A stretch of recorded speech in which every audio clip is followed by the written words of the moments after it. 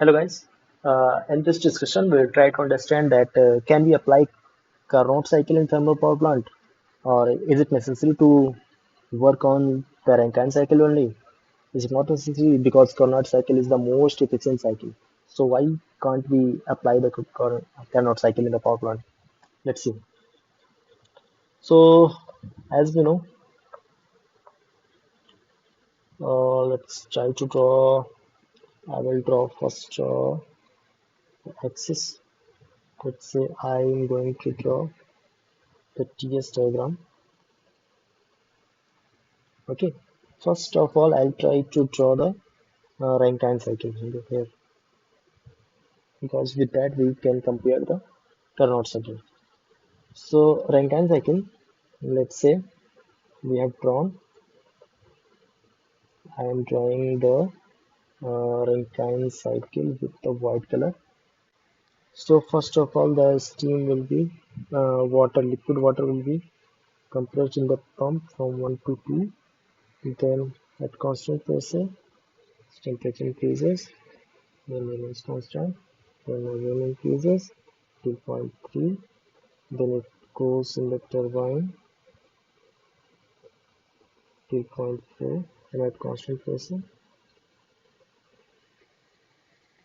it goes to 0.1. Okay, so this is the typical Rankine cycle. This is the typical Rankine cycle. Then what about the Carnot cycle? If you want to draw the Carnot cycle throughout the Rankine cycle, then we will see that Carnot cycle is in the TS diagram. The Carnot cycle is actually the square or rectangle. Why? Because it consists of isentropic process and adiabatic processes. These are the adiabatic process. These are the isentropic processes, and these are the isothermal processes. Two isentropic process and two uh, isothermal processes consist the or form the Carnot cycle. So we'll try to form here. So we are seeing here that we are getting isothermal process. First isothermal process is this. This is the first isothermal process at the condenser.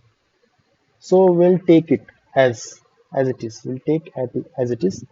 This is the first, and then this is the second one. So if we'll extend this one till this line,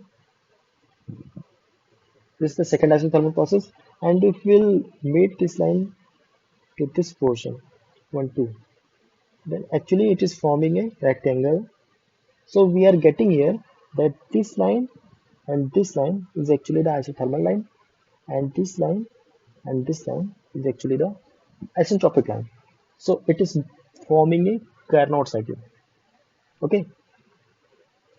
Now uh, we'll try to find out the what are the uh, odds and favors if we are applying the Carnot cycle.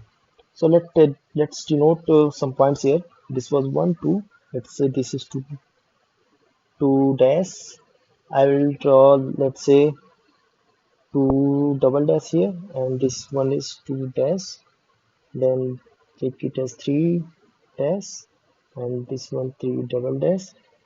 And let's say I have drawn a line here,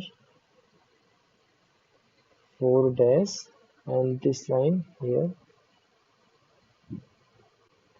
1 dash. So that we can compare that which Carnot cycle is mostly possible in this Rankine cycle. So I'll discuss some of the things.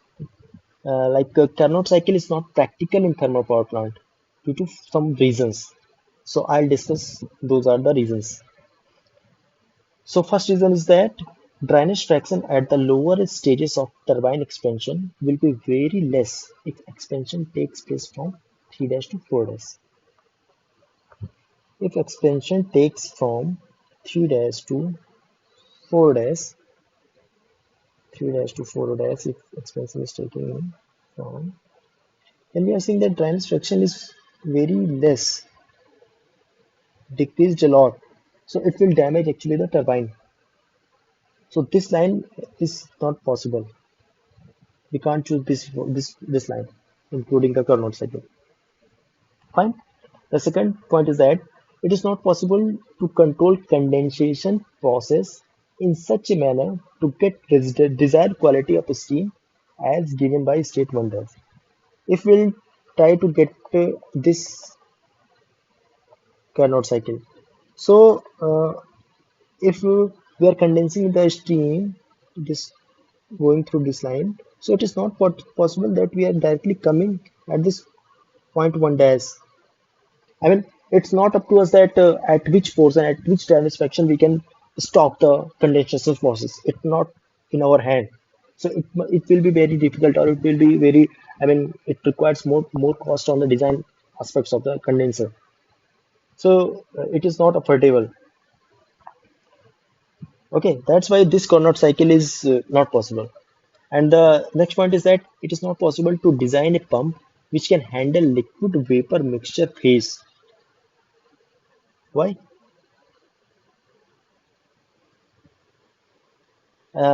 In the 1 dash to 2 dash, if we are seeing from 1 dash to 2 dash, so we can also that we need a compressor which will handle the vapor plus liquid phase. So any pump is not favorable to pump liquid and vapor phase. So that's why it's also not possible. And the next point is that pump work is always more for Carnot cycle. Carnot cycle. I mean, if we are let's say we are saying here 1 2 2 double dash, then we are seeing that it is very much. I mean, as compared to the Rankine cycle, whatever work is we are providing, that is more. Whatever work we are getting, that is, I mean, that is comparable. So what is the network? That work will be the zero. That's why it is not favorable. And the next point is that it is not possible to add heat at constant temperature, but with continuously reducing pressure. Like if you are seeing from 2 dash to 3, so we are seeing that the temperature is constant, but pressure is continuously decreasing. Pressure is decreasing. Here we can see. So it is not possible. I mean, it is very impossible to design a boiler like that in which the pressure is continuously decreasing and the temperature remains constant. Okay, so we can conclude some of the things that although Carnot cycle efficiency is more than Rankine cycle, but the network ultimately the network of the Rankine cycle is more than the network of the Carnot cycle, and the pump work of the Carnot cycle is more than the pump work of the Rankine cycle. Fine.